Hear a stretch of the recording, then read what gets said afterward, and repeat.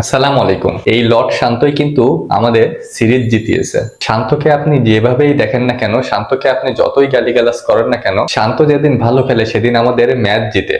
এটা কিন্তু 100% প্রমাণিত। দেখুন, নাজমুল হোসেন শান্তর একটা সমস্যা ছিল যে তার ব্যাটিং স্ট্যান্ড কিন্তু ঠিক হচ্ছিল না, এবং নাজমুল হোসেন শান্ত কিন্তু বারবারই ব্যর্থ হচ্ছিল এবং বিশেষ করে তিনি বোল্ড হয়ে যাচ্ছিল বেশিরভাগই। কিন্তু এই ম্যাচে কিন্তু তিনি ঘুরে দাঁড়িয়েছেন এবং এই ম্যাচে কিন্তু তিনি দেখিয়েছেন তার ব্যাটিং স্ট্যান্ডটা কতটা পারফেক্ট, এবং এই ম্যাচে তার আমূল পরিবর্তন এসেছে ব্যাটিং স্ট্যান্ডে।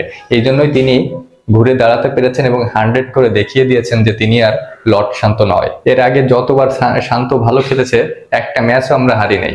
বিশেষ করে ওডিআইতে শান্তর ম্যাচে রান করাটা যেমন দরকার, তেমনই কনসিস্টেন্সি ভাবে শান্তর যেমন রান করাটা প্রতি ম্যাচেই দরকার, তেমন এই দায়িত্ববান শান্তকে দর্শকরা এবং সমস্ত ক্রিকেট প্রেমীরা দেখতে চায় বারবার। দেখুন, শান্ত যখন নেমেছিল মাঠে তখন অলরেডি 22 রানে 3 উইকেট নেই। সেখান থেকে নাজমুল হোসেন শান্ত এবং লিটন কুমার দাস তারা যে হিউজ একটা পার্টনারশিপ করলো, সেখানে কিন্তু আমরা ম্যাচটা আমাদের গ্রিপে ঢুকে এসেছে। লিটন কুমার দাসেরও এখানে কৃতিত্ব কোনো অংশে কম দিচ্ছেন। মিডল অর্ডার হিসেবে তিনি যেভাবে নিজেকে মানিয়ে নিয়েছেন সেটা আউটস্ট্যান্ডিং। বিগত পাকিস্তান সিরিজ থেকে এই যে নিউজিল্যান্ড সিরিজে মিডল অর্ডারে প্রায় প্রতিটা ম্যাচেই তিনি ধারাবাহিকভাবে রান করে যাচ্ছেন। দুর্দান্ত খেলতেছে কিন্তু লিটন কুমার দাস। কিন্তু লিটন কুমারকে ছাড়িয়েও নাজমুল হোসেন শান্ত যেভাবে 100 করলো সেটা ছিল দেখার মতো। দেখুন, এই যে বৈশাখের উত্তপ্ত গরমে মাঠে 2-2.5 ঘন্টা টানা ব্যাট করা, এই রোদের মাঝে এই গ্লাভস,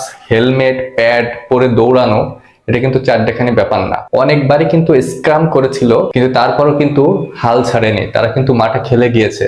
লিটন কুমার দাস তো গলায় টাওয়েল পেঁচিয়েও ব্যাট করে গেছে। এবং নাজমুল হোসেন শান্ত, আপনারা জানেন যে এর আগের যে ওডিআইতে তিনি কিন্তু ইনজুরি হয়েছিল হাতে, প্লাস তিনি অনেক দুর্বল হয়ে পড়েছিলেন। পরবর্তীতে তিনি 50 করার পর মাঠ ছাড়তে বাধ্য হয়েছিলেন, কিন্তু আজ কিন্তু আর সেটা করেনি। 50-র পরে তিনি রয়েস হয়ে ব্যাট করেছেন, অনেক সময় চড়াও হয়েছেন এবং 100টা পূর্ণ করে এসেছেন। এই দায়িত্বশীল নাজমুল হোসেন শান্তকেই তো আমরা দেখতে চাই। এবং মাঠের ভিতরে নাজমুল হোসেন শান্ত খারাপ করলে যে কত রকম বাজে মন্তব্য আসে, সেটা কিন্তু অনলাইন খুললেই দেখা যায়।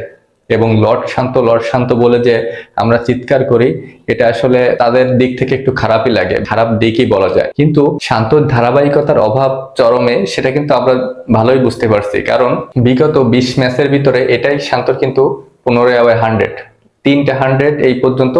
তারপর তো চতুর্থ 100 করতে প্রায় 20টা ইনিংস লেগে গিয়েছে নাজমুল হোসেন শান্ত। তাই আমি বলবো, শান্ত যদি আরেকটু ধারাবাহিক হয় এবং শান্ত যদি আরেকটু নিজের উইকেটের মূল্যটা বোঝে, তাহলে এর পরবর্তীতে আমাদের জন্য ম্যাচ জেতাটা খুবই দারুণ হয়ে যাবে, খুবই সহজ হয়ে যাবে।